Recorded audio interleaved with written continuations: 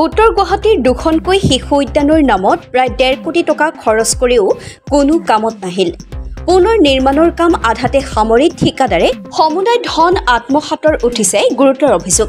মানে আজি বনোৱা 3 বছৰ মানে হ'ল, কিন্তু বস্তুটো ভালকৈ নকৰিলে, আধা কৰি কিনে থৈ দিলে।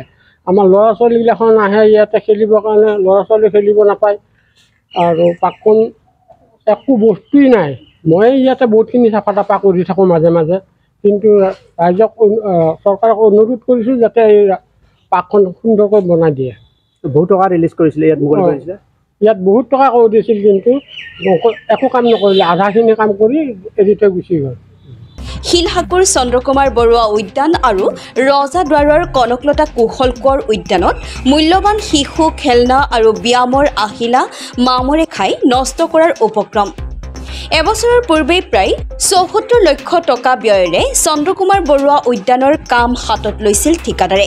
উদ্যানখনিত ন আহিলাৰ সংযোজন ঘটাই সুন্দৰ ৰূপত গঢ় দিয়াৰ প্ৰয়াস কৰা হৈছিল, কিন্তু আধাতে কাম সামৰি ঠিকাদাৰে গেটত ওলমাই ৰাখিলে তলা।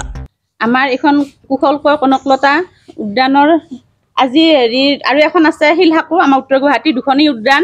ইমান ধুনীয়া উদ্যান এখন, ল'ৰা ছোৱালীবিলাকে খেলিছিল আগতে।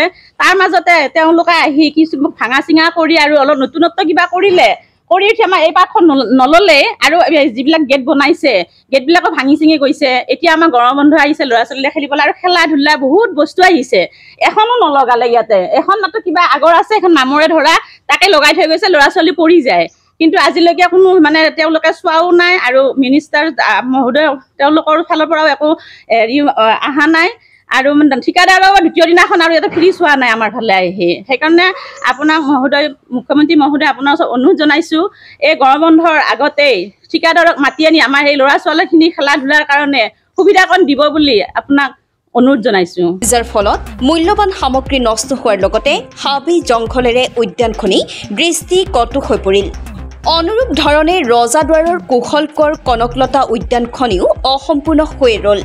দুয়োখন শিশু উদ্যানৰ বাবদ প্ৰায় 1.5 কোটি টকা সৰকাই ঠিকাদাৰ অন্তৰ্ধান হোৱাৰ উঠিছে অভিযোগ।